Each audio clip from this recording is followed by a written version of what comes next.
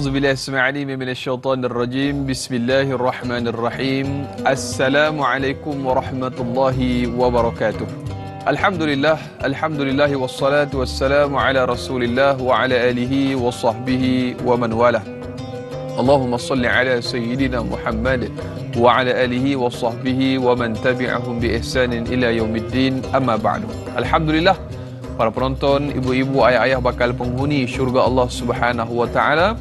Syukur alhamdulillah, segala puja dan puji kita panjatkan kehadrat Allah Subhanahu wa taala. Kita kembali bersua pada pagi ini semestinya dalam rancangan yang dinanti-nantikan Tanyalah Ustaz, biar tahu jangan keliru, bagi edisi pada pagi ini, pagi Ahad 14 Mei 2023, dan kita berada masih lagi pada 23 Syawal 1444 Hijri. Dan alhamdulillah, syukur atas segala nikmat yang Allah Ta'ala kurniakan kepada kita. Dan pada pagi ini sama-sama untuk kesempatan pagi hujung minggu ini, kita sama-sama akan mendiskusikan, membicarakan satu topik yang cukup menarik, iaitu dalam bab munakahat keluarga Islam.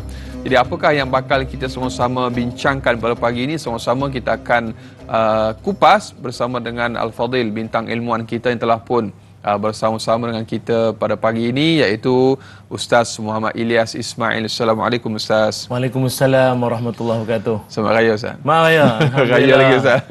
Suasana Raya. Ada open house hari ni Ustaz? InsyaAllah ada. Ada. Cuma larat tak larat. InsyaAllah kalau tak larat saya boleh tolong drive Ustaz.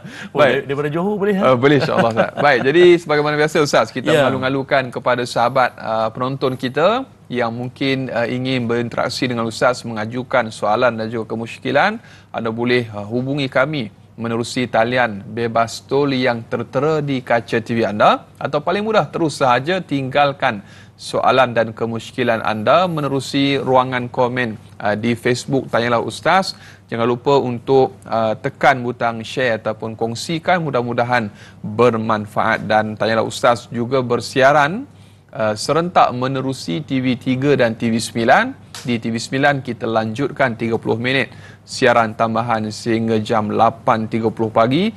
Jadi terus dia menonton sehingga ke hujung siaran dan juga rancangan kita. Baik Ustaz, bila sebut munakahat keluarga Islam ni, bila tengok secara kata apa, tuntasnya awal tu saya tengok dalam grup dalam Facebook Tanyalah Ustaz menyebutkan tentang bagaimana mendidik sebuah keluarga Islam yang berjaya dunia dan akhirat, dan ianya bermula daripada peringkat penyatuan dua jiwa, itu seorang lelaki dan juga perempuan, yang disebutkan ijab dan kabul tu Ustaz. Dan persoalannya ialah di zaman ini berlaku kepincangan ataupun kebobrokan.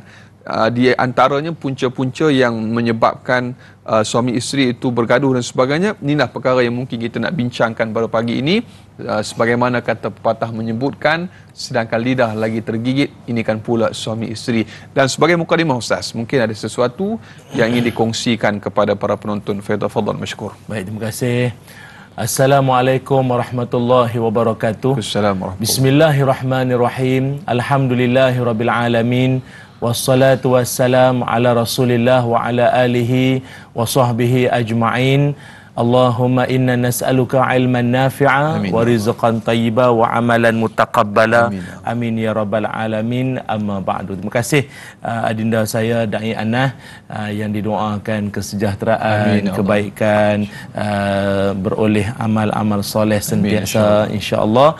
Dan juga tak lupakan pada penonton-penonton semua, ibu saya, mak mentua saya ataupun yang kita raikan juga para alim ulama, asatizah di luar sana. Moga semuanya dirahmati Allah sekalian dalam kesibukan menghadiri open house, open sana, open sini. Jadi apa tu, beringat-ingatlah, jangan membujur lalu melintang sapu. Dia sapu semua, makan lontong lah, kelemang pun tak ingat badan tu. Saya pun naik badan kat ni, lebih kurang 3-4 kilo kat naik ni. Amal pun naik Ustaz. Amal tu seiring. Seiring Ustaz. Berat badan pun naik kan. Risau juga kita ni dah. Nak cukupkan 6 hari puasa tu, Allahu Akbar. Mujahadah 29-30 gagah hari. Okey. Tak apa. Baik. Muslimin muslimat, penonton-penonton yang disayangi semuanya, insya-Allah seperti yang Da'i Anah sebutkan tadi, kita akan kongsikan dalam silibus munakahat, iaitu tentang keluarga Islam. Yang fokus kita insya-Allah kepada suami isteri dan hal-hal yang berkaitan. Namun izinkanlah saya untuk memula dan memuliakan majlis ini dengan bacaan ayat Al-Quran ringkas sahaja, namun bagi saya ia penting untuk kita renungkan bersama. A'udzu billahi minasy syaithanir rajim. وَمِنْ آيَاتِهِ أَنْ خَلَقَ لَكُمْ مِنْ أَنْفُسِكُمْ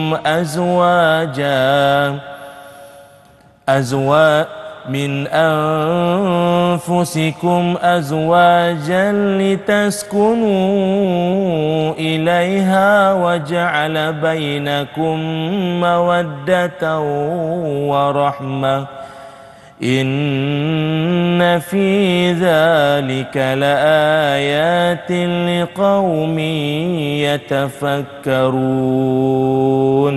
Sadaqallahul azim.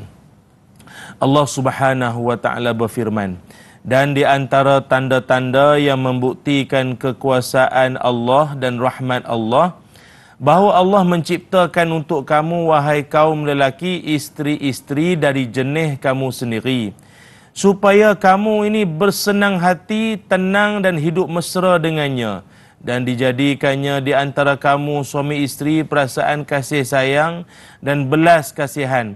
Sungguhnya yang demikian itu mengandungi keterangan-keterangan yang menimbulkan kesedaran, keinsafan bagi orang-orang yang berfikir. Surah Ar-Rum ayat 21. Sadaqallahul azim. Dayanah dan semua penonton-penonton yang dihormati sekalian. Kata para mufassirin, ayat ini merupakan salah satu daripada rentetan ayat-ayat wa min ayatihi. Kerana kalau ibu ayah berkesempatan boleh menyemak Al-Quran surah Ar-Rum, ayat 21 telah pun diapit dengan ayat-ayat sebelum dan selepasnya itu. Kalau ibu ayah perasan, wa min ayatihi, wa min ayatihi, wa min ayatihi, iaitu apa makna wa min ayatihi? Dan di antara tanda-tanda kekuasaan Allah, macam-macam dalam ayat ini, iaitu diceritakan macam mana manusia itu diciptakan, disebutkan juga berkaitan tentang bagaimana Allah jadikan langit dan bumi, sehingga kan ada kata para ulama, ini merupakan satu penjelasan bahawa Allah Subhanahu wa taala ini bukan soal takbir urus, hanya soal alam sahaja, sampai isu hati nurani manusia tu. Kan sakinah, mawaddah, warahmah. Orang fikir Allah Taala ni hanya sekadar mengatur ni je kot. Hujan, ribut, lautan, sungai, pokok-pokok, dak. Bukan semata-mata itu. Sehingga kan jauh ke dalam ni, lubuk hati manusia itu pun juga dalam ilmu Allah Subhanahu wa taala. Jadi kita fokus. Ini cerita pasal bumi dan alam pula lagi. Pengurusan sisa pepejar pula lagi. Dah. Kita nak fokus kita suami isteri. Jadi antara elemen yang Allah Subhanahu wa taala sebutkan dalam ayat 21 surah Ar-Rum ada 3.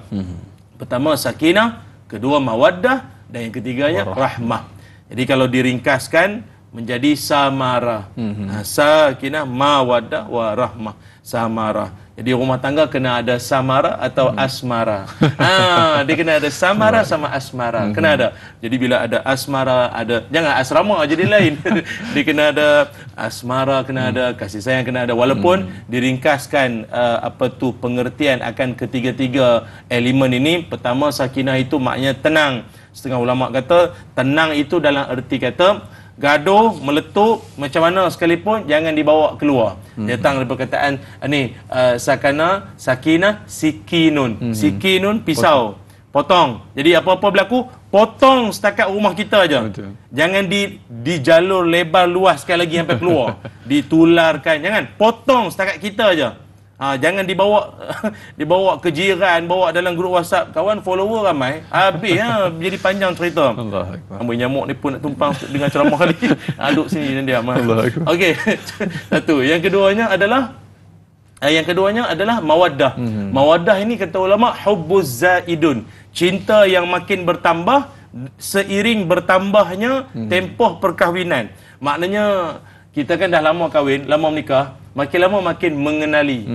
Dulu-dulu sikit punya hal gaduh. Betul. Tapi bila dah lama-lama faham dah. Alah bisa tak? Kan. Jadi itu namanya hubbuz zaidun. Cinta yang makin bertambah setelah melalui tempoh atau proses gaduh-gaduh, masa-masa muka sikit. Akhirnya dia ada, tuan-tuan, kita mana ada hidup tak pernah gaduh, apa sedangkan lidah Lagi tergigit. ini kan pula Kandang kuda. Allah Ramai yang menonton begini. Jadi bila dia ada gaduh-gaduh tu, tuan-tuan perasan tak, kita suami isteri ni bila ada pergeseran, salah faham, tapi bila selepas dia berbaik semula tu, dia jadi syok, dia jadi manis dia lain. Maknanya kita dah belajar memahami satu perkara yang lain kali jangan sebut. Abang tak suka sungguh suami. Learn from mistake. Ya, bro. Saya jajak makan lemang ni tak boleh cakap orang putih lah. Kena makan Elmer London baru boleh. Jadi apa ni, lepas ni jangan sebut isteri aku tak suka sebut pasal perempuan lain. Lepas ni jangan sebut pasal buat kerja rumah suami aku dia pantang sikit. Jangan membanding-banding. Dia belajar sesuatu. Mawaddah. Dan yang ketiga, rahmah. So rahmah ini maknanya kasih sayang yang tiada sempadan dan batas. Contoh, kalau orang yang kasihkan seseorang mungkin kerana nampak awak sayangkan isteri awak. Dialah yang siapkan baju anak-anak, dialah menguruskan rumah, dialah yang tolong saya. Okey. Andai kata isteri dah tak boleh buat tu semua, anak tak boleh nak siapkan, masak pun dah tak boleh masak, na'udzubillah, jatuh sakit, kemalangan ke apa, sayang masih ada tak? Rahmah artinya awak sakit ke, awak apa jadi pada awak sekalipun, sayang saya terhadap awak masih lagi apa dia panggil apa? Berbunga. Bukan, masih kukuh dan utuh. Kan. Sebab tu ada orang tanya saya tu, Ustaz, benda apa yang takkan karat? Orang kata stainless steel. Tak, cinta sebenarnya. Dahsyat. Memang sama dia kalau kat luar ni dia cia-cia kan. Tapi tanya Ustaz tak boleh ya. Jadi nak bagi tahu kawan-kawan semua, kita dah hati sayang, kita cinta pada dia, apa keadaan dia, kita sayang pada dia kerana Allah. Nak sama-sama pimpin tangan, bukan hanya di dunia, sampai ke dalam syurga. Rahmah dia tidak ada sempadan maupun batas. Wallahu a'lam. Untuk mukadimah. Dia tidak ada penghujungnya, Ustaz. Masya-Allah, kekal seperti teguhnya Gunung Kinabalu. Masya-Allah. Baik. Banyak pula bagi pick up line bagi ni, Ustaz. Biasalah. Allah hujung minggu ni, Ustaz. Baik. Jadi para penonton bakal penghuni syurga Allah Subhanahu Wa Taala sebagaimana telah pun digambarkan oleh Fadil Ustaz. Sedangkan lidah lagi tergigit ini kan pula suami isteri. Dan kita raikan soalan yang pertama menerusi sahabat Facebook kita pada pagi ini. Kita ada Al-Shal. Assalamualaikum warahmatullahi wabarakatuh. Waalaikumsalam warahmatullahi wabarakatuh. Bagaimanakah cara baginda Rasulullah sallallahu alaihi wasallam mengendalikan urusan rumah tangga dan keluarga baginda? Dan yang kedua, bagaimanakah cara transformasi dalam kehidupan berkeluarga perlu digunakan dan direalisasikan mengikut syariat Islam? Mohon perkongsian daripada Al-Fadhil Ustaz. Dua soalan. Ya, baik, terima kasih. Soalan dia bombastik sungguh. Kita nak bunyi transform ni seram dengar. Okey, baik. Sahabat yang mengajukan soalan dan semua penonton-penonton, tanyalah Ustaz yang disayangi. Ya, kehidupan Nabi Muhammad sallallahu alaihi wasallam juga tidak pernah sunyi daripada kita panggil apa? Dia pasang surut, cuaca-cuaca yang tak menentu. Kehidupan Rasulullah sallallahu alaihi wasallam pun begitu. Kalau tidak keterlaluan, saya katakan nabi-nabi Allah yang terdahulu pun sama. Termasuklah juga Nabi Ayub alaihi salam. Dia sebenarnya suami isteri ni kasih sayang, cinta, bagai-bagai lagi akan lebih teruji dan terduga apabila diuji dengan masalah. Kalau tengah tenang, gaji cukup, allowance, bonus, okeylah, hidup tenang, bahagia, segala kelengkapan rumah cukup, okey. Tapi bila ada salah seorang pasangan tu ataupun kedua-duanya diuji dengan masalah ekonomi pula apa? Tengah duit tak kan, ada masalah ke apa? Di situlah tak cerita lagi orang ketiga lah, tak cerita lagi masalah itu ini, maka disitulah kesetiaan teruji. Cinta yang selama ini diungkapkan akan diuji. Dalam kehidupan Nabi Muhammad sallallahu alaihi wasallam, manis kalau kita ikuti dalam sirah, macam-macam cerita. Nabi ni sebenarnya kalau kita lihat, walaupun Nabi wataknya tegas, penyayang, tapi kalau dengan isteri ni ada situasi yang kadang-kadang kita tak sangka, Nabi macam tu . Ya. Gini, Nabi SAW pernah dalam kehidupan episod-episod kehidupan Nabi dan isteri-isteri baginda, dengan Aisyah sebagai contoh, Nabi pernah biarkan Aisyah marah. Nabi pernah membiarkan isteri Nabi yang namanya Aisyah marah pada Nabi. Nabi biar. Kalau ikut kita ni yang ada dalil dalam kepala ni boleh je jawab balik. Tapi Nabi biar kan. Pernah diriwayatkan Nabi SAW kata Aisyah, satu hari Rasulullah SAW kata kepada aku. Apa yang Nabi kata kepada Aisyah? Kata Nabi, inni la'alamu idza kunti anni radiyatan wa idza kunti alayya ghadba. Aku tahu engkau marahkan aku ke, ataupun engkau okey ke aku, ataupun marah ke orang lain, aku tahu. Jadi Aisyah tanya, ya Rasulullah, apa dia tanda-tandanya? Kata Nabi SAW, Nabi kata, amma idza kunti anni radiyatan fa innaki taqulina la wa rabbi Muhammad. Nabi kata, kalau engkau marahkan orang lain, maka kau akan cakap apa? Demi Tuhan Muhammad. Tapi kalau engkau marah kat aku, marah kat abang, engkau akan sebut apa? Demi Tuhan Ibrahim. Ibrahim mana? Nabi Ibrahim. Konteks ayat berubah. Ayat tu dah menunjukkan kata, ini marah dekat suami ni. Tapi dia sebut nama Nabi lain. Jadi nak beritahunya apa? Ketika itu Nabi diam saja dan Nabi bagi peluang nak marah-marah je lah. Tapi istimewanya Nabi Muhammad SAW, walaupun begitu Nabi tidak membalas emosi marah dengan marah. Tapi kita bagaimana balasan yang diberikan itu, InsyaAllah kita akan respon. Kita akan kongsikan selepas ini antara teknik psikologi diajarkan oleh baginda Nabi SAW. Terus kekal menonton Tanya Ustaz, biar tahu jangan keliru, kembali bergabung selepas ini.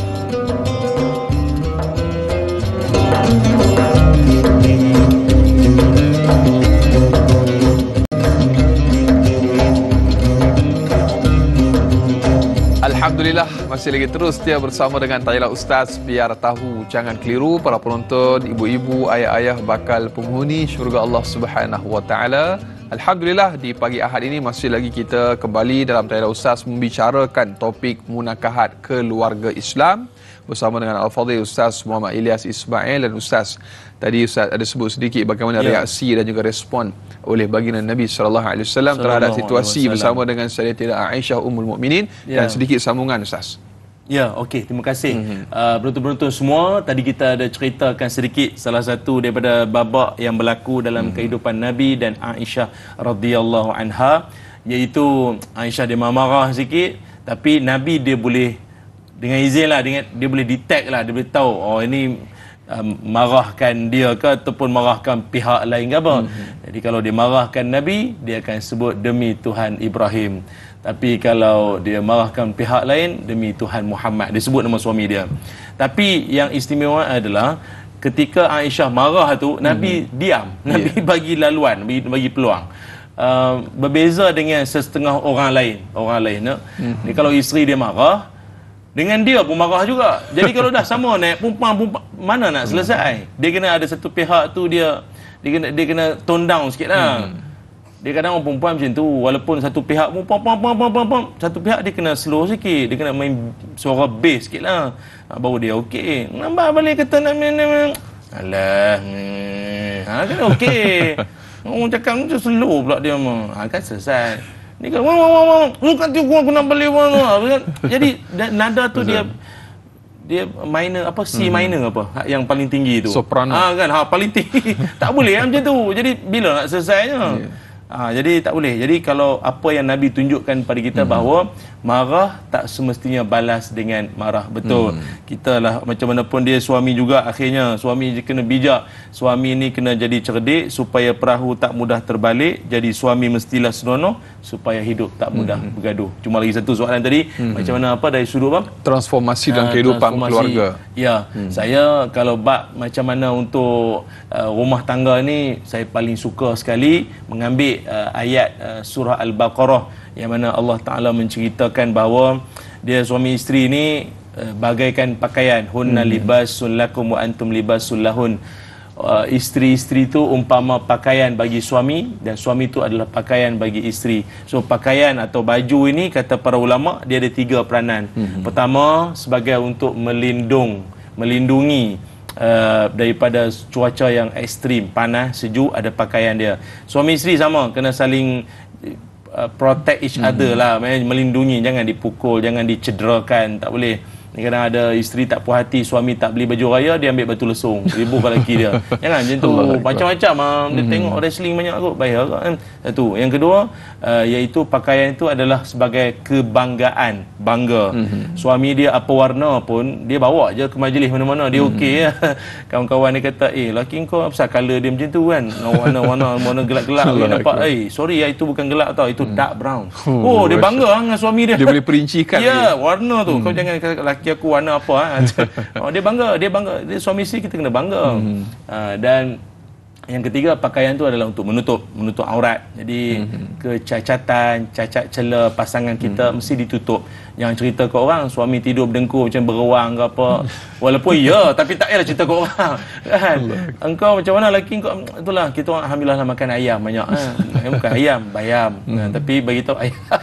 Jangan dedahkan buruk pada orang. Dia sebenarnya banyak ramuan-ramuan yang orang berpengalaman lagi banyak dia punya pengetahuannya, tapi bagi kita cukuplah yang itu pun kalau diamalkan pun bahagia rumah tangga kita insya-Allah. Sebab tu saya orang dulu dia punya falsafah dia diterjemahkan ataupun diluahkan melalui pepatah, bidalan dan sebagainya kerana ianya mempunyai makna yang tersurat dan juga tersirat. Seperti contoh marahkan nyamuk ke lembu dibakar. Jadi ustaz marah nyamuk, jadi nyamuk dah hilang ustaz. Baik, contoh. Tekan bakar studio dulu. Baik. Jadi masya-Allah tabarakallah, kita nak teruskan lagi ustaz dengan soalan yang berikutnya daripada sahabat Facebook kita Sirna. Saya harap tidak sirna lah cinta yang berputih antara suami dan isteri itu. Baik, soalannya ialah keluarga Ali Imran merupakan contoh keluarga yang soleh dan terbaik serta namanya diabadikan dalam Al-Quran. Kehebatan suami isteri dan puteri mereka iaitu Maryam boleh dijadikan rujukan dan panduan bagi ibu bapa masa kini. Bagaimanakah ciri-ciri akhlak amalan yang dilakukan pasangan beserta anaknya itu boleh dijadikan inspirasi buat kita semua, Ustaz? Baik, terima kasih. Muslimin muslimat penonton yang dirahmati Allah sekalian. Sebab itu surah itu namanya Ali Imran. Jangan sebut Al Imran pula. Dia Ali. Ali itu maknanya ahli keluarga. Nabi Muhammad sallallahu alaihi wasallam, Nabi sendiri pernah menyebutkan bahawa sayyidatun nisa'i ahlil jannah arba'un. Kata baginda Nabi sallallahu alaihi wasallam, penghulu wanita syurga itu ada 4. Penghulu wanita syurga. Dunia kata apa? Penghulu wati. Penghulu wanita syurga itu ada 4, iaitu siapa? Maryam binti Imran, wa Fatimah binti Rasulullah sallallahu alaihi wasallam, wa Khadijah binti Khuwailid, wa Asiyah. Hadis riwayat Imam Ahmad. 4 penghulu wanita syurga itu adalah yang pertama Maryam, kedua Fatimah puteri Nabi Muhammad sallallahu alaihi wasallam, ketiga Khadijah isteri Nabi sallallahu alaihi wasallam, wa Asiyah isteri kepada Firaun. Jadi salah seorang daripada penghulu wanita syurga ni maknanya nak mendapat kedudukan ataupun julukan penghulu wanita syurga ni bukannya hebat. Satu pengiktirafan yang begitu tinggi. Maryam ini kalau saya kongsikan dengan semua penonton-penonton, beliau adalah seorang wanita solehah dari keluarga yang soleh. Keluarga Ali Imran, ayahnya baik, nek moyang semua baik-baik belaka. Orang bagus-bagus, orang maknanya dia pun rajin pergi masjid lah, lalu beribadah. Dan istimewanya apa? Satu ini buat anak-anak dara di luar sana lah. Dia satunya dia rupawan, dia cantik, Maryam ini. Dan dia juga adalah seorang yang ketika dia memang single pun. Dia single, dia tak kahwin. Dia memang single. Tapi ketika dia single tu pun, ataupun dia bukan isteri orang, ataupun ialah single anak dara tu, dia adalah wanita yang boleh menjaga maruah diri dia. Allahu Akbar. Menjaga maruah diri dia. Wanita yang baik. Maaf. nak dibandingkan dengan hari ni, Allah, nak dara ni kadang kita risau, seram kan. Dengan TikToknya bergelek, berjoget apa. Kadang dah jadi suami orang. Dengan suami-suami dia pun sekali berjoget. Allahu Akbar. Dia kata ini semua fulus. Normalisasi dosa. Jadi tak ada, dosa sudah pun menjadi kebiasaan. Na'udzubillah min zalik. Jadi Maria menunjukkan satu contoh pada kita, usia muda anak dara bukan satu usia di mana dia kata let lu berhibur dulu, nanti dah tua-tua dah berubat baru nak tobat dah. Muda-muda lagi dah taat pada Allah Taala. Cuma apabila beliau diuji oleh Allah SWT mengandungkan Nabi Isa alaihi salam, maka disitulah bermulanya episod dugaan cabaran ditohmah. Dan tapi itu pun syarat dengan iktibar dan pengajaran tu. Walaupun dia diuji dengan, tapi dia tegur, tak ada nak riuh dalam Facebook, kelamlah duniaku, bagaikan sudah tidak ada selang 5 minit selang 5 minit feeling annoyed, tak ada. Oh, hari seronok, feeling blessed, macam. Jadi kalau kita lihat, rupanya beliau Maryam sendiri dididik, diasuh oleh keluarga yang baik-baik dengan mentaati Allah Subhanahu Wa Taala sejak daripada kecil. Rupanya pembinaan rohani spiritual daripada dalam tu penting. Lepas tu setengah orang kata, tak payah Ustaz, kita didik anak ni tak payah nak ni sangat apa semayang-semayang tu kan, nanti dia tahulah ustazah dia ajar nanti. Tak, daripada kecil lagi paksa, suruh, lama-lama bila dia diasuh ibadah tu sebati dengan jiwa dia, maka insya-Allah jadi anak yang solehah. Mendidik anak perempuan takkan sama dengan anak laki-laki. Anak laki-laki ni hanya kalau gaduh pun dia berlawan lengan, tapi kalau anak perempuan dia berlawan bertikam lidah mulut. Oh, anak laki-laki dia tak puas hati apa, dia tak banyak cakap, tapi dia gunakan tenaga, tumbuk almari, dia tunjuk marah, hempah pintu. Laki-laki. Tapi kalau perempuan, mulut tu, ayah dia suruh semayang, Kak Long, semayang. Ayam tadi ya Allah, mulut dia geram. Kan, jadi sabar kita. Jadi mendidik ni tu, orang kata apa, jaga lembu sekandang lagi senang daripada jaga anak dara seorang apa. Tapi ada benarnya, bukan mudah. Lagi-lagi pula terbabit dengan fitnah-fitnah macam-macam. Cabaran zaman ni, Ustaz. Jadi moga-moga Allah Taala bantu kita lah mak bapak dalam usaha mendidik anak-anak kita. Amin, insya-Allah, mudah-mudahan. Pucuk turi daunnya lebat, masak lemak menjamu sahabat. Suami isteri anugerah terhebat, tanggungjawab di dunia dan juga di akhirat. Banyak lagi akan kita kongsikan kepada para penonton untuk topik keluarga Islam. Terus kekal bersama Tayangan Ustaz. Biar tahu jangan keliru, kembali bergabung selepas ini.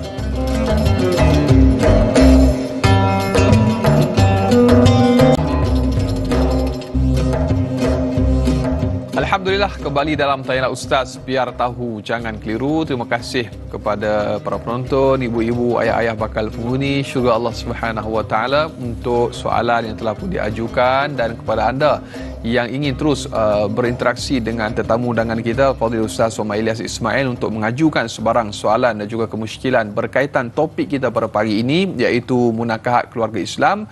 Anda boleh hubungi kami menerusi talian bebas tol yang tertera di kaca TV anda, atau paling mudah tinggalkan soalan anda menerusi ruangan komen di Facebook Tanyalah Ustaz TV3. Tuan-tuan, apa-apa pun yang berlaku dalam kehidupan kita, biarlah seperti menarik rambut dalam tepung. Tepung tidak berselerak, rambut tidak terputus. Itulah antara pepatah yang sesuai untuk menggambarkan walau apa pun masalah yang dilalui dalam kehidupan kita suami isteri, hendaklah kita selesaikan dengan cara yang terbaik, insya-Allah.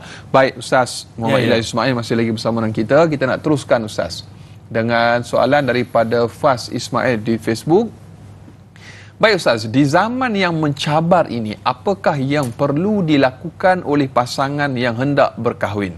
Adakah keuangan, mental, fizikal perlu diambil kira supaya tidak berlakunya perceraian ataupun kepincangan, Ustaz? Terima kasih untuk perkongsian, Ustaz. Ya, baik, terima kasih sahabat yang mengajukan soalan dan semua penonton-penonton yang didoakan kesejahteraan dunia dan akhirat semuanya.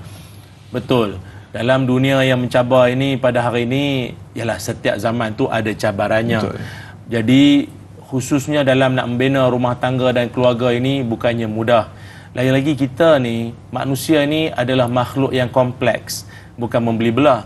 Kompleks ni maknanya dia sangat-sangat unik, kan. Dulu sebelum kahwin macam ni perangai, dah kahwin macam ni, kalau masa tenang macam ni perangai, masa bergaduh macam ni pula, tak sangka nak keluar cakap macam tu, macam ni. Jadi kita ni dari sudut persiapan dan persediaan tu, kalau nak diikutkan semua yang telah disebutkan tadi, adakah fizikal, adakah, ya, semua tu kena ada, memang semua tu kena ada. Maka tidak hairanlah Nabi Muhammad sallallahu alaihi wasallam, Nabi menyebutkan apa, tunkahul mar'ah li arba', wanita itu dinikahi kerana 4 perkara. Pertama kerana hartanya, kedua kerana keturunannya, kerana kecantikannya dan agamanya. Maka kalau pilih agama, maka fasfar bizati din taribat siadak, maka beruntunglah kedua tanganmu. Maknanya suami, kalau dia nak ceritanya di sini, yang saya nak highlightkan adalah memilih agama seseorang itu.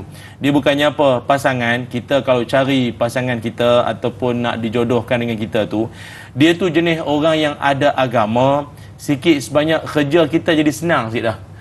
Kalau jenis tak ada agama, semayang tunggal langgang, Quran tak baca, baca Quran bunyi syair, bunyi apa tak tahu, jadi banyak kerja lah sikit, letih lah, nak didik anak kita lagi. Jadi bukanlah saya suruh anda yang suami-suami ni, laki-laki menikahi ustazah semua, bukan. Ustazah pun limited, tak ramai. Ataupun mengahwini ustaz saja ataupun dai saja kan, baru dikatakan mencari orang yang beragama. Tak semestinya. Ramai je kawan-kawan kita, kontraktor, doktor gigi, cikgu, apa yang ada jiwa agama. Allahumma salli ala Muhammad. Al-Khawarizmi kata apa? Kalau mencari isteri yang ada harta, satu markah, satu markah pula, dia bagi markah kosong satu. Tapi kalau dia ada harta, kosong markah, 2 kosong. Kalau dia bijak, dia pandai, kosong, 3,000 lah. 3 kosong dah. Tapi kalau dia cantik, kosong lagi, 4 kosong dah. Tapi kalau dia ada agama, 1. Jadi berapa semua tu? 5,000. Kan? Tapi kalau dia tak ada agama, semua kosong. Hilang ke depan. Tak ada semua, tak ada semua. Jadi nak menunjukkan dalam hidup, orang yang ada agama ni, insya-Allah suami itu atau isteri itu jatuh, merodum, apa berlaku dalam kehidupan, agama, iman tu yang nak menyokong tu. Itu yang nak menyokong. Kalau tak kerana agama, tak ada dah. Dia hilang dah suami dia pun, tak ada dah. Pick up lain semua hilang dah. Apa persamaan awak dengan cicak lekat dinding, awak lekat di hati saya. Tak ada. Dia benda tu hilang dah. Dia agama juga, kan, kena diteguhkan, barulah aman makmur keluarga kita, insya-Allah. Insya-Allah, tabarakallah. Baik Ustaz, bagi pick-up line banyak hari ni Ustaz. Baik, kita nak raikan lagi soalan daripada sahabat pemanggil kita. Mudah-mudahan terjawablah soalan yang diajukan tadi. Kita ada sahabat pemanggil yang menanti di talian. Halo, Assalamualaikum. Waalaikumsalam warahmatullahi wabarakatuh. Dai Anas Kamis dan juga Ustaz Muhammad Ilyas bin Ismail. Saya Omar Abdul Majid dari Felda Cini Timur 3, Pekan Pahang. Assalamualaikum Ustaz dan Dai. Waalaikumsalam warahmatullahi wabarakatuh. Selamat Hari Raya. Maaf zahir batin, belum terlambat saya rasa Ustaz dan Dai ya. Ya, Tuan Haji. Dan juga kepada semua penonton TV 3 dan TV 9, tanyalah Ustaz pada pagi ini. Soalan saya begini Ustaz Dai. Kadang-kadang kita buat kata Ustaz tadi nak pilih 4 tu, panduan yang diberikan itu. Betul dah kita pilih tu.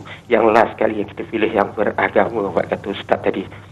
Permasalahannya Ustaz, kita dah pilih dah yang beragama, tapi kadang-kadang keserasian tu tak ada juga, tak dapat juga Ustaz. Kadang-kadang kita ingat dia dah cukup baik, agama yang pegangan agama yang cukup baik, tapi keserasian tak ada.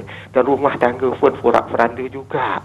Bukannya macam kata Ustaz tadi, kita semua nak yang sakinah, mawaddah, warahmah ini cukup sukar untuk dicapai. Jadi soalan saya, apakah yang sebenarnya yang dikatakan dalam guideline ataupun garis panduan yang ditentukan oleh Islam untuk kita memilih pasangan dan seterusnya mendapat keluarga yang dikatakan sebagai mawaddah warahmah ini ataupun sakinah mawaddah warahmah ini. Itu soalan saya Ustaz dan Dai. Terima kasih banyak Ustaz dan Dai. Assalamualaikum. Waalaikumsalam warahmatullahi wabarakatuh. Masya-Allah, tabarakallah. Ibarat pepatah menyebutkan, kalau kail panjang sejengkal, lautan dalam jangan diduga. Jadi dah duga dah, dah pilih dah sebagaimana ketetapan yang dikongsikan, ada garis panduan tu. Agama dah pilih dah. Tapi orang kata apa, sekali air bah, sekali pantai berubah pula Ustaz. Tak seperti yang didambakan. Jadi mungkin sedikit pencerahan berdasarkan soalan Tuan Haji Omar Abdul Majid. Ya, terima kasih Haji Omar soalannya. Ini pun samalah seperti ku sangkakan, panas sampai ke petang, rupanya hujan di tengah hari. Ustaz nak bagi juga. Lebih kurang lah, kita menyambut lah kan. Halal lah. Kita sambut baik. Okey. Kalau orang perempuan dengar ni dia marah sebenarnya. Alah orang lelaki ni sikit-sikit kata tak serasi. Lepas tu sibuk cari lain. Cubalah selesai hak ada tengok. Dia macam ni. Kalau dari sudut bahasa, saya bukanlah pakar bahasa, kita pun belajar-belajar dari orang. Secocok dengan serasi, dua perkara berbeza. Dia secocok lebih kepada fizikal. Tengok pengantin makan beradak. Yang lelaki yang perempuan, dua-dua macam pelakon Hindustan nampak. Tu cocok. Macam kan orang kata nampak hidung kawan ni dengan ni, muka suami dengan isteri nampak pinang dibelah dibelah dua. Macam kita dibelah-belah kan. Jadi orang nampak itu namanya secocok. Serasi adalah isu kematangan hati dalam memahami jiwa masing-masing yang memerlukan tempoh masa. Saya pernah jumpa ada orang lama lah. Dia pun orang alim, orang lama, tok guru lah. Dia kata dia menikah dengan isteri dia 31 tahun. Sampai ke hari ni dia kata dia masih lagi sedang nak mengenali isteri dia. Cucu 31 dah. Dah cucu, dia kata dia masih lagi nak mengenali isteri dia lagi. Banyak benda baru dia tahu isteri dia macam ni. Jadi yang baru kahwin setahun dua ni, tak payahlah cepat sangat cakap dia dah berubah lah Ustaz. Dia dah berubah. Menangis uji katil. Menangis dah berubah. Sabar dulu. Dia kematangan memahami jiwa masing-masing ni, dia ambil masa. Betul. Isteri kita tak akan sama macam mak kita. Kadang-kadang ada orang buat perbandingan kan. Kenapalah isteri aku tak macam mak aku. Tak boleh macam tu. Ada orang kata kenapalah suami aku tak macam ayah aku. Tak boleh. Lain latar belakang datang. Itu memainkan peranan. Cuma yang membezakan adalah seperti Tuan Haji Omar tanyakan soalan tadi ni, macam mana untuk nak memperteguhkan keluarga kita macam mana sekalipun. Saya ingat beginilah. Mari kita sama-sama ambil pendekatan doa pada Allah dan masing-masing beringat, mohon pada Allah elak daripada gangguan dasim lah salah satu yang boleh saya share lah. Dasim ni syaitan. Portfolio dia lebih kepada meluluh lantakkan, memporak-perandakan, mencerai-beraikan keluarga. Syaitan dasim. Jadi antara dia punya bisikan jahat dia ada 3. Dengar baik-baik ni saya share. Bisikan jahat yang syaitan, yang fokusnya adalah untuk merobohkan, meranapkan keluarga yang bahagia yang kita bina selama ini. Dia punya bisikan jahatnya itu ada 3. 3 ke 4 saya lupa dah. Lemam kan banyak lupa pula. 3 kot. Saya buat 3 luar. Saya buat 3 luar. Dia kata, Ustaz kalau tak ingat tanyalah syaitan nanti. Ada pula macam tu kan. 3 lah. Yang pertama, membisikkan kekurangan. Dia akan bisikkan apa? Kekurangan.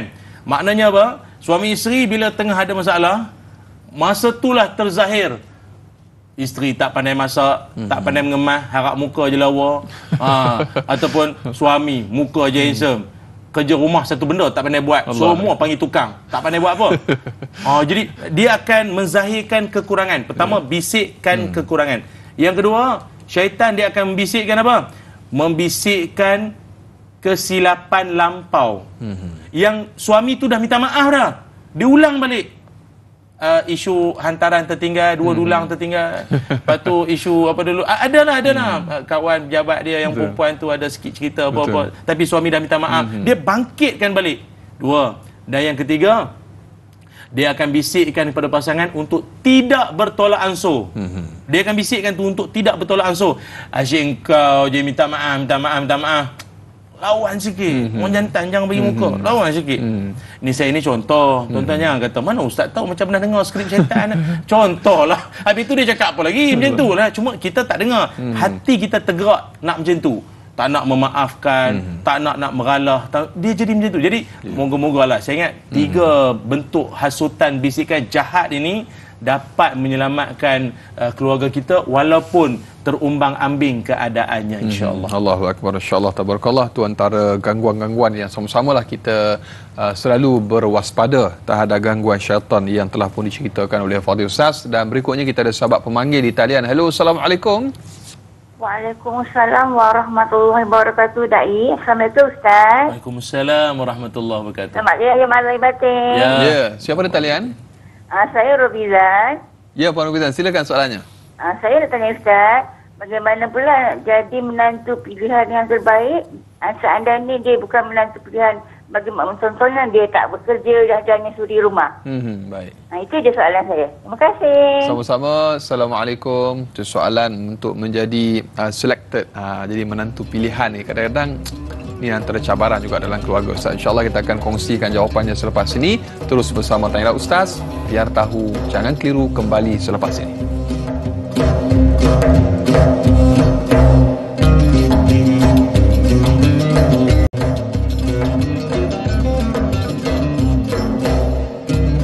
Alhamdulillah, masih lagi bersama dengan Tanyalah Ustaz. Biar tahu, jangan keliru. Para penonton, ibu-ibu, ayah-ayah bakal penghuni syurga Allah Subhanahu Wa Taala. Alhamdulillah, kita masih lagi pada membicarakan topik munakahat keluarga Islam. Dan para penonton, bila sebut tentang apa yang telah pun dikongsikan oleh Fadil Ustaz panjang lebar setelah tadi, dan bila cerita tentang masalah kepincangan yang berlaku dalam keluarga, tidak ada manusia tuan-tuan yang sempurna dalam kehidupan, kerana sebagaimana pepatah yang menyebutkan, sedangkan lidah lagi tergigit, ini kan pula suami isteri yang semestinya cabaran, mehnah, tribulasi dan juga ujian itu pasti akan datang kepada kita. Dan bila sebut tentang pendidikan sebuah keluarga Islam itu, dan untuk mendapatkan ataupun memperoleh kejayaan di dunia dan juga di akhirat, semestinya kita perlu kembali kepada Al-Quran dan juga sunnah baginda Nabi SAW, panduan yang telah pun ditunjukkan oleh baginda Rasulullah SAW, sebagaimana yang telah pun diceritakan, digambarkan oleh panel kita sebentar tadi tentang bagaimana keindahan keluarga baginda Nabi Muhammad SAW. Dan tidak ada manusia yang terbaik akhlaknya melebihi baginda Nabi Muhammad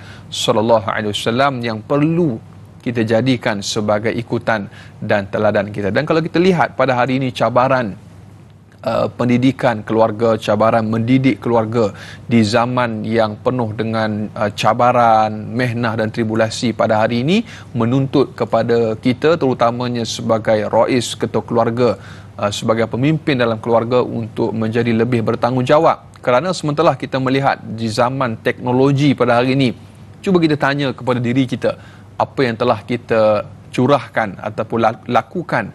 Apakah pendidikan yang kita berikan kepada keluarga kita itu sudah memadai untuk kita lepaskan tanggungjawab kita? Bertanya ketika mana saat mungkin kita sedang berada di mahkamah Allah Subhanahu Wa Taala, apakah jawapan yang terbaik yang boleh kita berikan? Kerana mungkin kelalaian kita dalam kehidupan, maka kembalilah kita kepada Allah dengan cara bertaubat dengan sebenar-benarnya, dan jadikan panduan yang diberikan oleh Islam itu sebagai contoh yang terbaik untuk kita laksanakan dalam kehidupan. Dan di antara tips yang telah pun juga dikongsikan oleh Fadil Ustaz sebentar tadi, mungkin saya boleh ceritakan sedikit kepada tuan-tuan dan perempuan. Banyak poin ataupun perkara-perkara yang telah pun dikongsikan. Antaranya ialah ada satu syaitan yang sering mengganggu gugat keharmonian dan juga kebahagiaan sesebuah keluarga ataupun pasangan suami isteri, namanya syaitan dasim, yang telah pun dikongsikan oleh Fadil Ustaz sebentar tadi. Iaitu di antara gangguan yang selalu berlaku ialah dasim ini dia membisikkan kekurangan di antara suami isteri. Itu kalau kita lihat, ya, tidak ada manusia yang sempurna, sama ada di pihak suami atau pihak isteri, pasti akan ada kekurangan yang berlaku di antara kedua-dua pihak. Dan yang kedua ialah membisikkan kesalahan lampau. Kalau kita tengok hari ini, antara ayat-ayat yang mungkin biasa kita dengar di media sosial dan sebagainya, awak mungkin terlalu baik untuk saya dan sebagainya. Jadi itu antara perkara-perkara yang, contohnya pihak wanita menyebutkan lelaki yang baik tidak bertanya kesalahan isterinya ataupun pasangannya yang lalu. Jadi apapun alasan yang kita berikan, pastikan iman itu memandu kita. Dan yang ketiga ialah tidak bertolak ansur. Itu juga antara gangguan yang sering berlaku kepada pasangan suami dan isteri. Dan saya balikkan kepada Fadil Ustaz Ilyas Ismail. Panjang lebar saya berbicara ni Ustaz. Dah jadi panel sekejap Ustaz. Baik, minta izin Ustaz. Tapi ramai yang terpesona. Betul-betul jangan macam tu Ustaz. Kita belajar lagi Ustaz, insya-Allah. Baik, jadi kita nak kembali kepada soalan daripada sahabat pemanggil kita tadi Ustaz. Puan Robizan yang bertanya tentang nak menjadi menantu pilihan, insya-Allah. Bukannya satu perkara yang mudah nak ambil hati mentua dan sebagainya. Jadi mungkin antara perkara-perkara yang berlaku, mungkin menantu tidak bekerja, dibuang kerja dan sebagainya, masalah ekonomi, nak jaga anak dalam keadaan itu. Jadi mungkin cabaran sedikit. Pandangan daripada Ustaz. Baik, bismillahirrahmanirrahim. Penonton-penonton yang dirahmati Allah sekalian, panjang kalau nak dihuraikan. Cuma saya boleh ringkaskan begini. Jadilah kita manusia yang rajin. Tu je. Ada pun yang mengatakan bahawa saya ni tak bekerja, saya jobless, saya tak macam kawan saya yang lain, dia bekerja, dia kerani ke, dia bos ke, dia siapa sekalipun, tapi dia bekerja, dia ada gaji. Saya, siapalah saya ni. Tak, bukan soal kerja tak kerja. Jadilah kita manusia yang rajin. Nabi Muhammad sallallahu alaihi wasallam, baginda Nabi pernah bersabda, Nabi kata orang yang cepat orang yang akan cepat menyusul antara kamu, kata Nabi, asra'ukunna lahaqa bi atwalukunna yadan. Nabi kata di antara kamu isteri-isteri Nabi yang akan menyusul ataupun yang akan meninggal wafat sejurus selepas aku meninggal nanti ini adalah yang paling panjang tangannya. Jadi riwayat Imam Muslim. Jadi bila Nabi mengatakan sedemikian, bila sejurus Nabi wafat, para isteri-isteri ni semua masing-masing pakai duk ukur tangan. Siapa yang panjang tangan? Nabi kata yang akan meninggal selepas aku adalah yang paling panjang tangannya. Jadi pakai ukur lah tangan, ukur siapa paling panjang? Oh, akak panjang sikit, saya kurang sikit, pakai ukur tangan masing-masing lah kan. Rupanya bila meninggal saja salah seorang isteri Nabi, barulah masing-masing faham panjang tangan itu. Kalau Melayu panjang tangan ni mencuri. Takkan isteri Nabi macam tu. Jadi bila meninggal sahaja Zainab binti Jahsy radhiyallahu anha, barulah masing-masing semua faham. Faham apa? Rupanya maksud panjang tangan itu adalah li'annaha kanat ta'malu biyadiha wa tasaddaq. Rupanya Zainab ini, isteri Nabi, adalah seorang yang rajin bekerja, suka bersedekah, kuat cari rezeki, bekerja, dan hasil daripada pendapatan dia itu, dia bersedekah. Jadi maknanya apa? Okey, menantu pilihan, rajin tu kena ada. Rajin duduk di dapur, rajin layan mak mentua, rajin, dia ada istilah je lah. Dia ada rajin kat situ. Ataupun kadang ada perempuan, dia tak pandai sangat nak berbahasa dengan mak mentua dia. Abang tak tahu nak sembang apa dengan mak, tak tahu nak sembang speechless. apa. Speechless. Sembang lah fardu ain ke, sembang agama, sembang kiamat ke apa. Kan? Tak tahu, tak okey, tak apa. Ada seorang isteri dia tak pandai, dia tak rajin nak bersembang, tapi tangan dia rajin. Mengemas, basuh pinggan, kemaskan rumah mak. Dia cara dia macam tu. Masing-masing lah. Mana ada semua sempurna. Betul. Yang penting kata kuncinya adalah yang kita nak garis bawahkan, rajin. Dalam dunia tak ada orang yang tak suka orang rajin. Yang tak suka mungkin rajin mengumpat. Itu kita tak suka lah. Rajin-rajin ni adalah sifat yang orang suka. Tengok Zainab, seorang yang rajin bekerja, baik itu diumpamakan bagaikan tangannya panjang. Kuat kerja, menghulu sumbangan. Jadi menantu yang pilihan ni macam tu lah, berebut-rebut lah kita, berbuat baik, insya-Allah lah.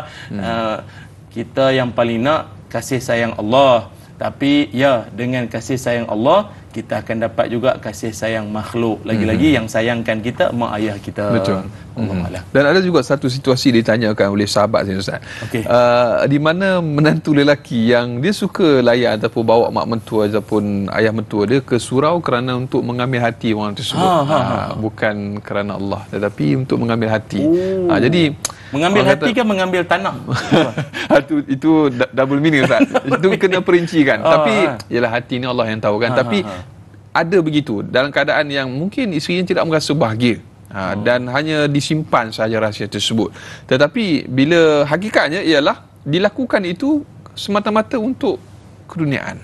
Sedikit pencerahan Ustaz. Ya, Allahumma salli ala sayyidina Muhammad. Kalau kita berbalik semula kepada hadis Nabi, innamal a'malu binniyat, amalan itu mula dengan niat, dan kita akan dibalas berdasarkan apa yang kita niatkan. Kalau faman kanat hijratuhu ila Allah wa rasulihi fa hijratuhu ila Allah wa rasulihi, siapa yang berhijrah kerana Allah dan Rasul, maka dia akan dapat Allah dan Rasul. Tapi kalau kana ila dunia au imratin yang kiuha, kalau dunia ataupun kerana perempuan yang dia nak kahwin, maka dia akan dapat apa yang dia nak. Orang yang tidak ikhlas, amalannya tidak konsisten. Dulu rajin betul lah, layan mak mentua, pak mentua, bawa makan kacang ke apa, makan ikan bakar lah apa kan. Tapi sejak satu keadaan di mana tak tahu apa sebab, benda tu dah tak berlaku lagi dah. Kita tak mempertikai keikhlasan dia, tidak. Tetapi orang kalau ikhlas, macam saya cakap tadi, apa jadi pun berterusan, apa jadi pun konsisten. Kau baik sangat dengan dia pasal apa? Dia kan tak buat. Aku buat baik dengan dia kerana Allah. Itu je. Rupanya dia punya niat tu, kalau kerana Allah ni, apa jadi pun dia tetap teguh. Jadi saya mengajak diri saya lah, dan semua betulkan niat kita, berbuat baik. Jangan hanya bermusim. Rumah sendiri tak pernah pun bangun sembahyang tahajud. Balik rumah pak mentua dandan bangun lah. Pak mentua orang surau, siap-siap Nabi subuh, dia pun Allah.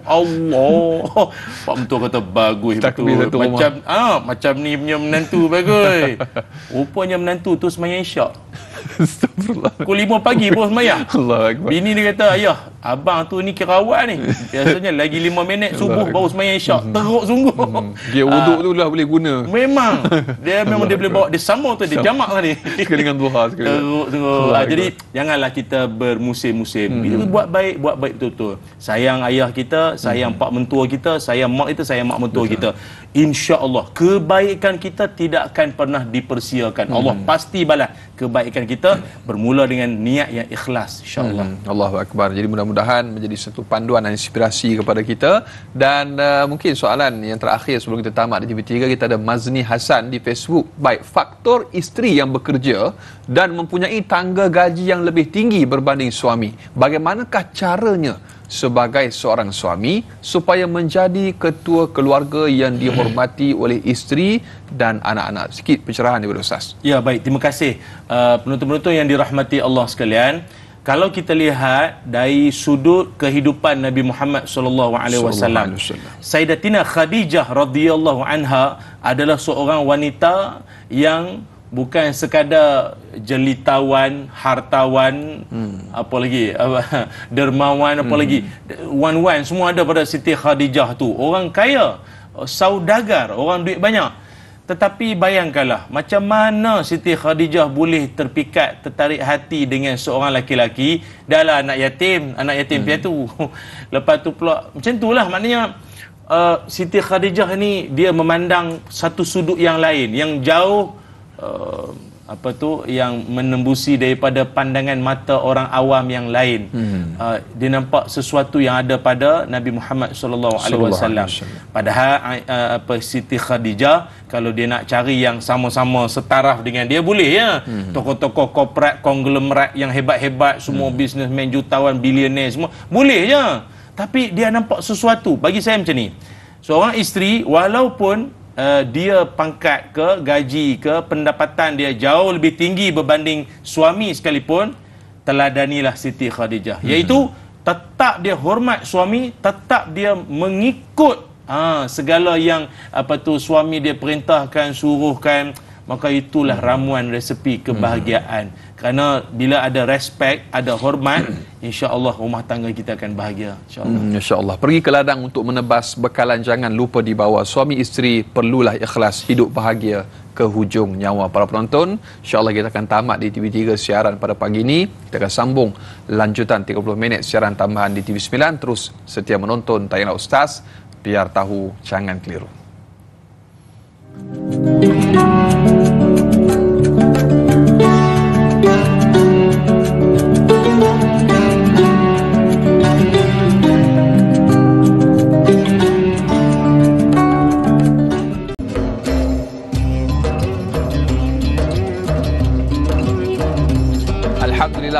kembali dalam Tanyalah Ustaz. Biar tahu, jangan keliru. Lanjutan 30 minit siaran tambahan di TV9 kami bawakan kepada anda dengan tajuk Munakahat Keluarga Islam. Dan masih lagi kita bersama dengan Al-Fadhil Ustaz Muhammad Ilyas Ismail. Dan kepada anda para penonton yang ingin berinteraksi dengan Al-Fadhil Ustaz, anda boleh hubungi kami menerusi talian bebas tol yang tertera di kaca TV anda. Hantarkan soalan juga di ruangan komen di Facebook Tanyalah Ustaz TV3. Jangan lupa di Facebook tekan butang kongsi. Sama-sama kita bantu sebar luaskan, mudah-mudahan bermanfaat insya-Allah. Baik, keluarga Islam seperti mana yang didambakan oleh setiap daripada kita, sebagaimana kehidupan dan keindahan keluarga baginda Nabi Muhammad SAW. Dan tadi sempat juga saya berbicara bersama dengan Fadhil Ustaz, panel kita, tentang kisah Nabi Allah Ayub AS. Mungkin boleh dikongsikan kepada para penonton Ustaz. Ya, baik, terima kasih muslimin muslimat yang dirahmati Allah sekalian. Selamat kembali bergabung di TV9 pada kali ini, dan kita masih lagi bincang tentang keluarga Islam. Dan saya nak, ini bukan hadis, tetapi dia adalah satu kata-kata yang boleh direnungkan bersama, iaitu orang laki-laki diuji ketika dia senang, orang perempuan diuji apabila susah. Memang itu yang saya ingat. Mungkin masing-masing akuilah benda tu. Laki-laki diuji bila dia senang. Dulu masa dia susah, naik motor dengan isteri, berhujan, berpanas, dua tu lah. Tapi bila dia dah senang, macam tu lah, macam-macam jadi ya. Nampak yang lain lah apa semua. Bila dah senang, duit dah banyak. Tapi isteri pula, dia sebaliknya. Dia diuji dan teruji apabila dia susah. Begitulah yang berlaku kepada Nabi Ayub alaihissalam, yang kisahnya Allah Ta'ala abadikan dalam Al-Quran, dalam surah Al-Anbiya, surah Al-An'am dan surah Sad. Dan antaranya adalah, iaitu Nabi Ayub ni kita semua tahu bahawa baginda telah pun diuji oleh Allah Subhanahu Wa Ta'ala. Ada yang menyebutkan baginda diuji dengan sakit juzam ataupun sakit kusta. Wallahu alam, ada yang mengatakan dia adalah sejenis penyakit kulit. Tetapi bukan sekadar itu, dahulunya hidup Nabi Ayub dan isterinya bahagia, kaya, harta melimpah ruah, sihat tubuh badan. Semuanya itu lenyap. Semuanya itu lenyap sedikit demi sedikit, sehingga akhirnya tubuh badan Nabi Ayub alaihissalam sudah tidak lagi bermaya. Sakit dan sakit kulit, sehingga kan ramai orang menjauhi Nabi Ayub, tak nak duduk dekat. Maka ketika itulah isterinya, ada yang mengatakan nama isteri Nabi Ayub Rahmah binti Afratim, ada yang mengatakan Laya binti Minsa. Yang penting isteri Nabi Ayub, dia jaga, dia santuni suaminya dengan sebaiknya. Dan dia sebenarnya jaga suami yang sakit ni, kita sangat respect lah isteri-isteri yang begitu. Cabaran. Maknanya ya, dengan anak lagi, dengan suami yang sakit, dia boleh jaga, dia jaga, hebat lah. Namun begitu, kalau untuk dalam satu tempoh yang tak begitu panjang, maka benda itu mungkin tak menjadi masalah. Betul. Tetapi apabila sakit yang dideritai oleh Nabi Ayub ni makan tahun, hingga ada yang mengatakan sampai belas tahun, ada yang mengatakan puluh tahun pun ada. Jadi isteri Nabi Ayub ni dah mula rasa, dia tak komplain, dia tak mencemoh, tapi dia sedikit bersuara. Seolah-olah dia katakan pada suami dia, wahai suamiku, mintalah pada Allah agar kehidupan kita ini yang dahulunya dikembalikan semula. Itu saja. Dia tak ada kata letih juga abang, letih, sakit mana, darah tinggi, makan sakit mata ni. Dia bukan mengomel apa dah. Dia cuma Advice. meluahkan, boleh tak minta ke Allah supaya hidup kita dikembalikan, abang pun sihat balik semua kan. Maka waktu itulah Nabi Ayub alaihissalam, dia kata, kalau aku sihat nanti, aku akan pukul engkau dengan 100 kali pukulan. Aku akan rotan kau nanti, 100 pukulan nanti. Dia sebenarnya, Nabi Ayub ni dia malu dengan Allah Ta'ala. Sebab tempoh sihat, tempoh kaya lebih panjang daripada tempoh sakit. Jadi sangat, bagi Nabi Ayub itu sangat memalukan lah. Kalau nak minta pada Allah, boleh je minta kan, ud'uni astajib lakum, mintalah pada aku perkenankan. Nabi Ayub ni dia malu dengan Allah. Sebab itu Nabi Ayub juga disebut Allah Ta'ala innahu awwab. Awwab ni maknanya hamba Allah yang kembali. Kembali pada Allah. Apa-apa pun Allah. Hadis macam tu. Namun akhirnya bila keadaan kembali pulih, maka itu yang Allah rakamkan dalam Quran, wa khuz biyadika dhirsan fadrib bihi wala tahnas inna wajadnahu sabira. Dan kami, bila Nabi Ayub dah kembali sihat balik, Allah minta Nabi Ayub kotakan janjinya. Dulu kau janji apa? Kau dah kembali sihat, kau nak 100 pukulan. 100 pukulan kan? Maka laksanakanlah. Cuma Allah Ta'ala bagi ringan sikit, 100 helai.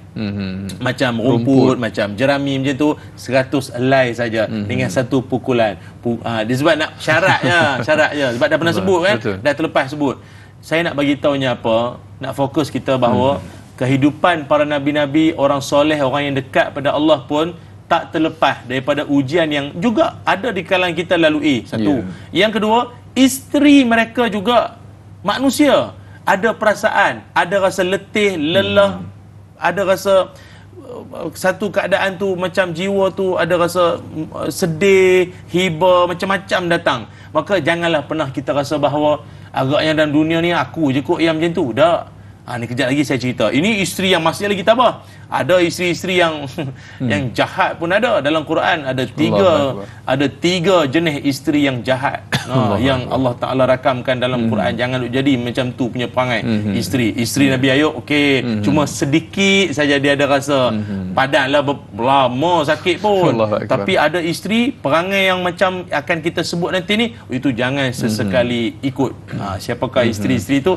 Kita akan simpan selepas itu. Kita nak raikan dulu soalan yang berikutnya daripada Faizal Ahmad. Cik Faizal Ahmad bertanya di Facebook, disebabkan banyak kes kepincangan rumah tangga ditambah dengan sejarah keluarga yang bercerai-berai, terdapat segelintir wanita trauma dan mengambil keputusan untuk lebih gemar hidup bersendirian. Mereka beranggapan boleh hidup sendiri tanpa kehadiran seorang lelaki kerana mereka mempunyai semuanya, rumah, kereta dan kerjaya yang baik. Mohon pandangan Ustaz tentang senario ataupun situasi seperti ini, Ustaz. Dalam surah Asy-Syams, Allah Subhanahu wa taala menceritakan wasyamsi waduhaha wal qamari idza talaha. Saya bukan nak tafsir, inilah kita ada silibus tafsir lain. Nak bagi tahunya, dalam ayat tersebut kalau tuan-tuan perhatikan, Allah menceritakan kejadian alam secara berpasangan. Matahari dan sinarnya, bulan langit dan bumi, semua berpasang-pasangan. Kalau dalam ayat yang lain, azwaja, Allah menjadikan alam ini berpasang-pasangan. Tak apalah jauh sangat langit bumi. Ni telinga sepasang, hidung lubang. Dua lubang. Lepas tu tak payah sepasang kot kan. Sepasang. Mata sepasang, kaki sepasang, tangan sepasang. Tapi hati satu kan? Kenapa dia tak? Jadi kalau dalam surah Asy-Syams tu cantik tu. Dia berpasang-pasang. Lepas tu Allah cerita pasal hati. Walaupun ada ceritanya pasal nak cerita tentang penyucian jiwa, penyucian hati, tak apalah. Tapi yang lain semua pasang, tapi hati je dia tak ada gu dia tak ada pasang. Sebab hati yang satu ini perlu dipasangkan. Tu dia. Perlu dipasangkan. Jauh sangat ke saya punya? Boleh faham. Boleh terima kan? Boleh. Dalam konteks lagi Ustaz. Masih lagi dia tak lari kan? Perlu dipasangkan. Maka kalau ada orang dia kata, saya hidup, saya tak mau dengan siapa-siapa lah, saya tak mau. Biarlah saya seorang sendirian jaga anak kan. Tak, manusia bukan macam tu. I'm single and okay, dia kata. Tak boleh Ustaz. But you will not okay. Sebab manusia ni dia takkan boleh dia seorang, tak boleh. Dia ada masa dia nak berkongsi rasa. Ada kawan saya, dia kerja di bahagian sekretari lah, maknanya orang masalah mental kan. Ada orang tu dia bergaduh dengan pasangan ke apa, kita wallahu alam lah, dengan klien ke, dia meniaga pun dia. Tapi dia sampai jadi orang panggil apa, major depressive disorder ni, tekanan mental yang teruk jugalah, masalah gangguan mental ni. Kawan saya ni bertindak sebagai apa?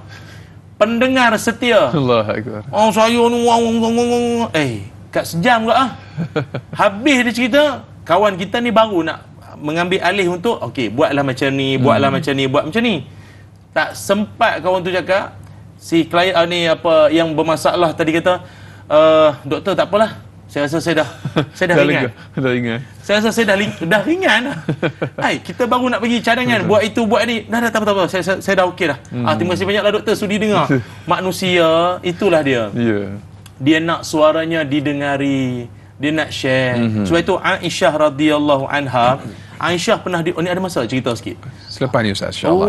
Kita akan simpan Ustaz. Ada Baik, dua baik, hutang baik. Ustaz bersama dengan para penonton. Okey, hutang Kita akan- wajib bayar. Wajib bayar. Ustaz. Wajib bayar. Baik, insya-Allah kita akan kongsikan dua perkara tersebut selepas ini. Ikuti sambungannya bersama dengan Tanyalah Ustaz. Biar tahu jangan keliru. Kembali selepas ini.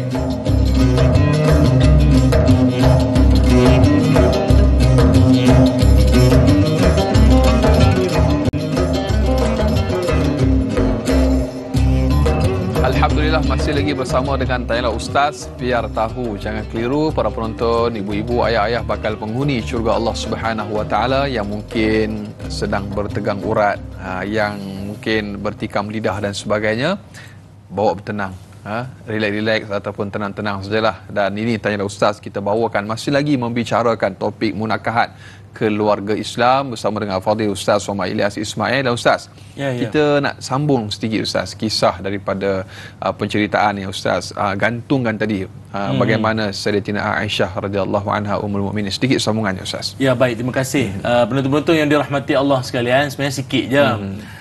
Aisyah radhiyallahu anha adalah salah seorang daripada isteri Nabi yang dia punya tabiat dia, ada ketikanya bila apa berlaku di rumah, Nabi berada di luar, suaminya berada di luar, tapi balik saja suaminya, Nabi balik je ke rumah, Aisyah pun akan cerita, Aisyah pun akan berkongsi apa yang berlaku tadi. Kalau ada dalam satu riwayat ceritakan, Aisyah di rumah ada datang seorang wanita beserta dengan anak-anaknya, orang susah minta sedikit makanan, macam itulah kisahnya. Tapi Nabi balik dia cerita, dia cerita, berkongsi. Betul. Sebenarnya poin yang saya nak ketengahkan adalah rasa nak berkongsi itu adalah naluri setiap orang. Betul. Dia nak berkongsi rasa. Kadang ada orang yang berkahwin pada lewat usia. Mungkin orang kata janda duda, baru kahwin. Dia orang kahwin.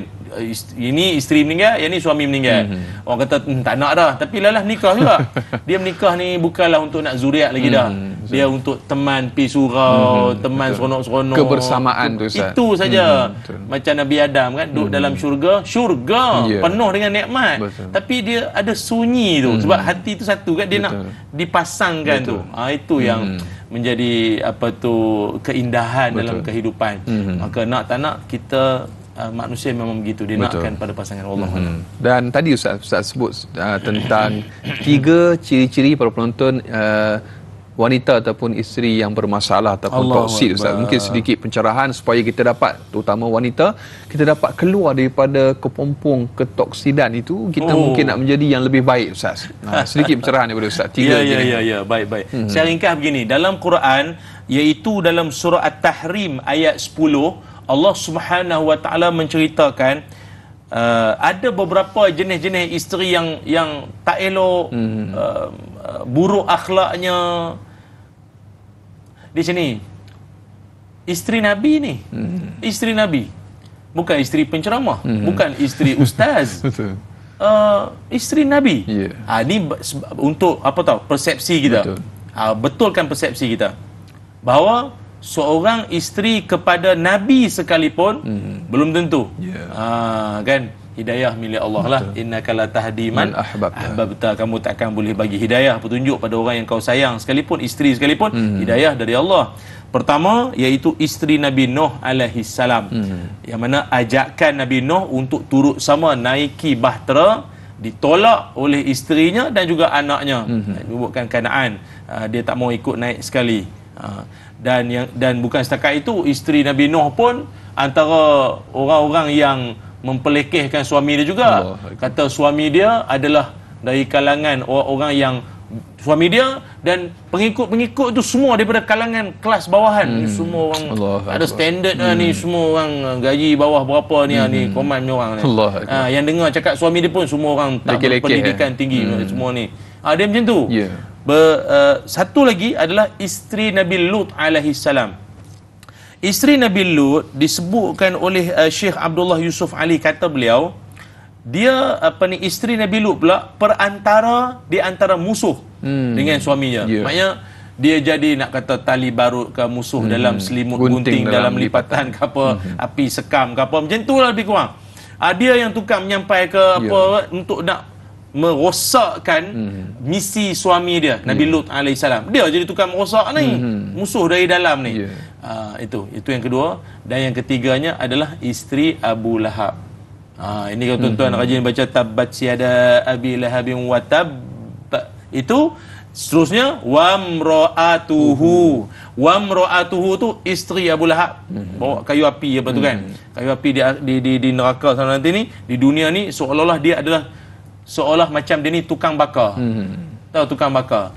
Orang hidup aman, tenang, damai, bahagia. Grup WhatsApp tenang semua. Salam subuh, salam Jumaat, moga bahagia, maaf zahir batin. Masuk seorang, habis. Apa cerita dengan member kita yang baru tukang bakar masuk dah. Toksik. Jadi secara ringkas, ketiga-tiga jenis wanita ini perlulah dihindari akan perangai-perangainya. Dan dua daripada yang awal tadi sebut tadi, walaupun dia isteri Nabi, dia bukan jaminan. Maka ingat, di luar sana lah tak kisah. Orang kata kalaulah saya ni bersuamikan ustaz, InsyaAllah lah senang masuk syurga kot. Belum tentu. Belum tentu. Ustaz tu pun belum tentu. Amalan kena jaga. Jadi ini satu ingatan buat kita lah, supaya tidak mudah rasa selamat, hidup sentiasa mengharapkan kepada Allah Ta'ala, insyaAllah. Baik, berikutnya Ustaz, kita ada Izzuddin, Muhammad Izzuddin di Facebook. Kehidupan berumah tangga pada hari ini mempunyai banyak cabaran dan dugaan yang tidak disangka akan berlaku. Apakah tanggungjawab suami isteri untuk tidak membiarkan hati itu sunyi tanpa cinta Allah Subhanahu Wa Taala? Mohon syarah Ustaz. Allah. Baik, terima kasih. Kalau kita lihat dalam babak-babak kehidupan Nabi Muhammad sallallahu alaihi wasallam, penuh dengan keindahan, manis, gelak tawa, sedih, riang-ria, begitu sangat cantik sekali, warna-warni kebahagiaan. Ada ketikanya Nabi ajak isteri berlumba lari, dia ada riadah lah, dia ada seronok. Mungkin tuan-puan di luar sana, anak cucu dah semua dah, rumah pun tinggal berdua dah, bolehlah sekali-sekala pergi ke masjid kita akad nikah lu. Ingat tak masjid mana? Kan lupa dah. Pergilah masjid kita akad nikah lu kan. Mengimbau. Abang ingat tak dulu abang tersadung jatuh kat sini abang pakai samping sengit sebelah. Abang ingat dia itu yang ataupun kalau jauh sangat masjid tu, dia kahwin di Singapura ke, dia kahwin di jauh kan. Jadi bukalah album. Tengok balik ni ingat abang ni dia sebenarnya kita boleh mencipta bahagia itu boleh dengan cara kita yang tersendiri. Nabi Muhammad sallallahu alaihi wasallam, Aisyah radhiyallahu anha pernah mengatakan bahawa kana Rasulullah sallallahu alaihi wasallam iza marida ahadun min ahlihi nafatha alaihi bil muawwidzat. Kata Aisyah, bila ada isteri Nabi sallallahu alaihi wasallam jatuh sakit gering, baginda sendiri akan jampi dengan ayat-ayat pelindung. Kemudian kalau Nabi sendiri yang jatuh sakit, isteri Nabi akan ambil tangan Nabi, sebab tangan Nabi lagi mulia daripada tangan-tangan yang ada. Tangan Nabi tu untuk nak diusap dan dijampi kepada Nabi SAW. Artinya apa? Kasih sayang ni dia tidak ada sempadan. Waktu sakit, waktu sihat ke apa, dia ada cara yang tersendiri. Ubat mengubati, saling ambil berat, ataupun bergurau. Kata Sa'udah, ya Rasulullah, saya kalau semayang dengan tuan rasa macam darah nak keluar ke hidung. Allahu Akbar. Nabi siapa? Lama sangat rukuk tu lama sangat macam nak keluar darah ke hidung. Dia Saudah ni isteri yang kelakar. Dia setiap tu dia ada variasi dia yang tersendiri, istimewa kehidupan. Ataupun Nabi pernah menunjukkan bahawa betapa Nabi ni seorang yang dia panggil caring, mengambil berat. Cakap putih dah. Pernah Nabi sekali tu, Nabi, isteri dan juga seorang yang dia tukang bawa unta. Kemudian yang bawa unta tu namanya Anjashah. Nabi pesan kepada Anjashah ni dia juga seorang yang macam kalau kita hari ni naik kereta adalah CD player, MP3 lah apa lagu menghibur. Dia macam tu. Dia menyanyi ke dia bersyair ke begitu menghiburkan perjalanan. Dan Nabi pernah pesankan kepada Anjashah, kata Nabi, "Ya Anjashah, ruwaidaka bil qawarir." Wahai Anjashah, hati-hati membawa lampu-lampu kaca. Allah. Riwayat Imam Bukhari. Apa maknanya? Hati-hati membawa lampu-lampu kaca. Apa maknanya? Mudah pecah. Hati-hati bawa isteriku ini. Allah Akbar. Hati-hati bawa. Artinya apa? Nabi nak tunjuk caring, mengambil berat. Tuan-tuan bolehlah. Tu yang dulu ada kes kan, seorang suami tu dia apa? Dia hantar isteri pergi kerja. Isteri cikgu. Sampai sekolah buka pintu. Silakan sayang. Pengetua usah daripada atas. Bagusnya romantik. Lalah pengetua tu tak tahan. Encik pasal rajin sangat buka pintu. Saya pun ada suami dia tak pernah buka pintu. Kata suami tu, saya sebenarnya pintu tu rosak. Jadi saya tolong buka untuk la ilaha illallah, buka pintu rosak. Tapi nampaklah di mata kasar orang nampak. Lagi sayang kereta. Nampak sayang kereta rupanya. Jadi cara yang tersendiri. Janji bahagia. Betul, itulah kehidupan berumah tangga. Ada pasang surutnya seperti air ataupun pantai, Ustaz, yang ada naik dan juga turun. Jadi kita telah pun sampai ke penghujung siaran pada pagi ini, Ustaz, saudara-saudara, untuk topik munakahat keluarga Islam. Dan sebagai pelantikan telah pun Ustaz kongsikan tadi, apapun yang berlaku, laluilah dengan penuh kesabaran, insya-Allah, dan kembali kepada Allah dan juga baginda Rasul sallallahu alaihi wasallam. Sedikit doa ringkas daripada Fadil Ustaz. Bismillahirrahmanirrahim. Allahumma salli ala sayyidina Muhammad wa ala ali sayyidina Muhammad. Alhamdulillahirabbil alamin, hamdan fi ni'amahu yukafi mazidah. Ya rabbana lakal hamdu kama yanbaghi li jalali wajhika wa 'azimi sultanik. Allahumma ya rabbana hab lana min azwajina wa dhurriyyatina qurrata a'yun waj'alna lil muttaqina imama.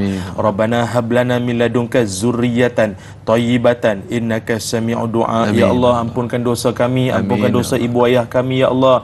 Ya Allah, kurniakan kami ilmu yang bermanfaat, rezeki yang baik dan amalan yang diterima. Ya Allah, kurniakan kami pasangan-pasangan yang baik, yang bertakwa, ya Allah. Amin.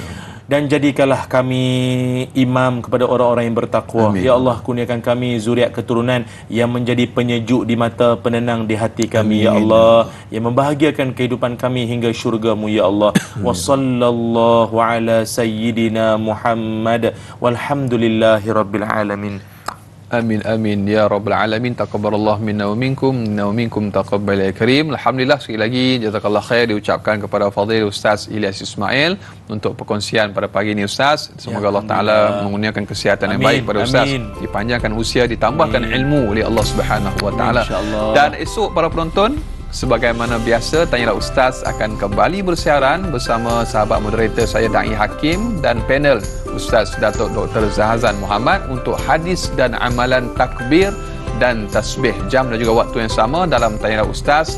Biar tahu, jangan keliru. Ayuh sama-sama kita tangguhkan majlis kita, perkongsian ilmu kita pada pagi ini dengan kafaratul majlis dan suratul As. Bismillahirrahmanirrahim. Subhanakallahumma wa bihamdika asyhadu an la ilaha illa anta astaghfiruka wa atubu ilaik. Bismillahirrahmanirrahim. Wal 'ashr. Innal insana lafi khusr illa allazina amanu wa 'amilus solihat wa tawasaw bil haqq wa tawasaw bis sabr. Sekian. Jangan mencari yang sempurna. Sempurnakanlah apa yang ada, kerana tidak ada yang sempurna melainkan Allah Subhanahu wa taala. Assalamualaikum warahmatullahi wabarakatuh. Waalaikumsalam.